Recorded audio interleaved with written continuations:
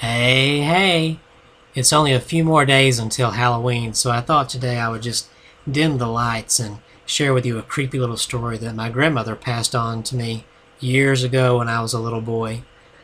My grandmother Mildred shared a lot of interesting stories with me about how she grew up here in the South back in the late 20s and the 30s and 40s, and there were a lot of interesting members of our family who she told me about, and a lot of interesting characteristics as well.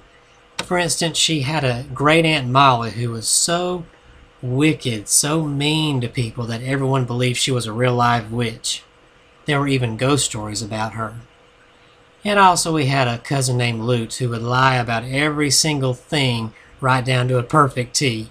So we had some great tall tale tellers too. so, but one interesting characteristic was something she shared about her mother, Mama Carol. Mama Carol had an interesting characteristic that my grandmother would call getting a notion. Or as some people who aren't in the South, you might not understand that. It's getting a notion, or as we say, getting a notion. What that means is you get a feeling about something. Like Mama Carol could sense if someone was in trouble just by being around them, looking at them. She could tell if it was a good person, a bad person, if that person had problems, if they were sad about something. She could spot a bad person probably from 50 paces. And she always knew when someone was up to something, like if my great uncle C.W. was playing with matches, she knew. C.W., you playing with matches? Lord, and Mama, how'd you find that out? I'm just getting a notion. Or if my grandmother was upset about Mildred, you upset about something? Well, Mama, how do you know about that? I'm just getting a notion. And this was a characteristic that she passed on to my grandmother. And there was one interesting time back in 1939 when my grandmother really had an encounter with that getting a notion. Grandmother Mildred was sitting out on the front porch of their old house in Townley with her sister Ellen and their younger sister Teeny, who was only about 8 years old at the time. Teeny was a beautiful little girl with golden blonde curls and blue eyes that she inherited from Daddy Carol's side of the family.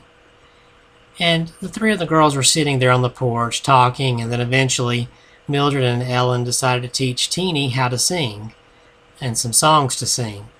And Teeny was just singing away. She had the most beautiful little voice. A few minutes later, a man started wandering down the road. He looked kind of older, maybe in his 50s. He had a graying, thinning hair on his head and a grizzly beard, and he walked along. He had trousers and an old plaid shirt that looked sort of dusty and worn, like he'd been around for a long time. And he heard their singing, and he glanced over at them, and right away my grandmother Mildred could sense something was not right with this guy. Well, unfortunately, he started walking toward them. He came down the dirt road toward the house, toward the porch, and he carried an old sack hanging on a stick over his shoulder, which probably carried all of the possessions he had left in the world. And he came sauntering on up, and he smiled, and he had several teeth missing, and when he spoke, he made his voice sound old, and he said, "Well, hi there, little darlings. What's your name?" And of course, since Mildred knew right away something was wrong with this guy, she was getting a notion. She didn't hesitate to not be very friendly with him. "We ain't got no names." Well, he kind of looked at her. "Well, you ain't got to be so rude. My name's Theodore, but you can call me Ted."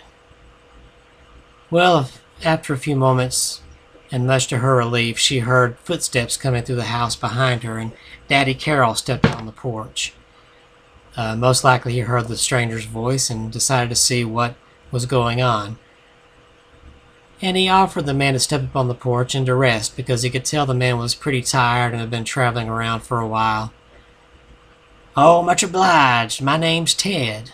"Well, hi there, Ted. My name's Mr. Carroll." Well, the old man sat down, and he looked around and studied the girls, Ellen and Mildred, and then he looked at Teeny, and she kind of caught his eye. "Well, Daddy Carol said, is there anything we can do for you?" And the old man said, "I sure would like a a cup of water, that would really hit the spot right now. Well, okay, mister, I'll go on and get you a cup of water. So Daddy Carroll stepped in the house to get some water, leaving the girls alone with Ted. Ted was very focused on little Teeny. Well, hi there, little darling. I heard you singing as I walked up. You know how to dance? Teeny was a little bit quiet and smiled at him. Well, I got this here mouth organ, he said, and he yanked out a harmonica and waved it around and smiled his toothless smile, and I could play this here for me. You know how to dance? Well, I'll play it for you, and let's see if you can dance with me.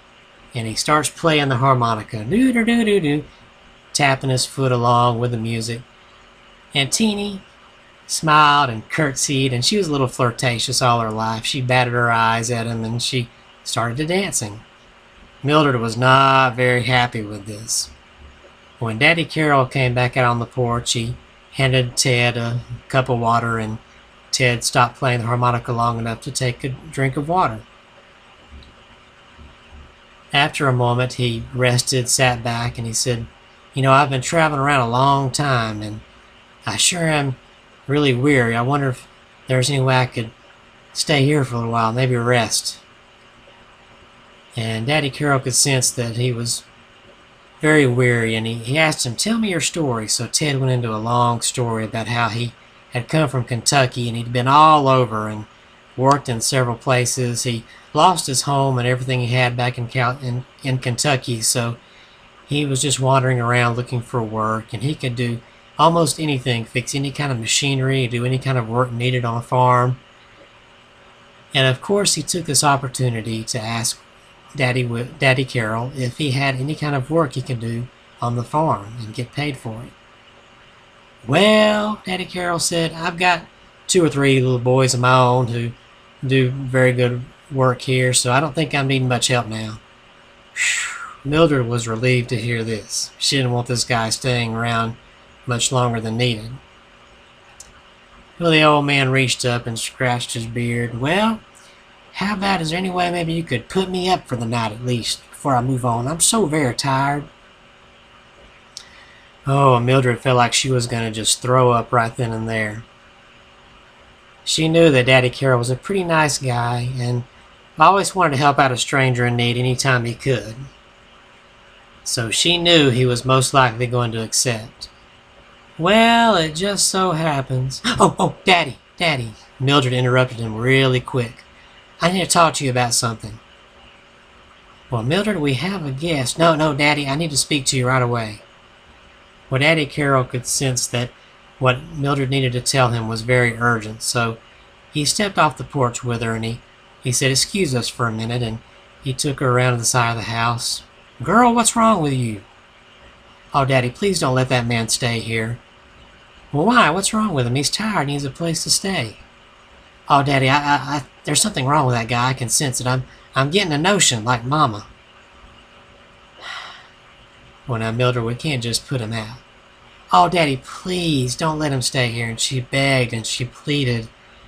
And finally, Daddy Carroll could sense that there was really some truth in what she was saying. She was really getting bad vibes from this guy. So they stepped back around on the porch, and Daddy Will looked at Ted and said, Well, mister, I'm sorry, but my daughter just reminded me that we've got to go into town for some functions that are going on tonight with our church and all, and we're not going to be back till late. There's just no way we can keep a house guest tonight. I really do apologize. I'm real sorry. I wish you luck, though. Well, Ted wasn't very happy with this, and he stood up and he walked across the porch, and you could see he was so filthy that the dust was just pumping off his shoes as he walked. He looked at Daddy Carroll and nodded and said, Well, I'm much obliged. Thank you for the water and for letting me rest a spell. And he handed the cup back to Daddy Carroll, and he stepped off the porch, and as he walked by Mildred, he looked at her. And he kept walking, but he kept his eyes on her, and a chill just went up her body from toe to head, and then head back down to toe, just chills all going through her. It was almost like the devil was looking at her. And he walked on down the dirt road back to the main road, and Mildred watched him until he was out of sight. Oh, she was so relieved. That night she knelt down by her bed and she prayed to God and prayed until she felt there was a protective hedge around their house, and she prayed that Ted would never come back, never come that way, and that her family would be safe.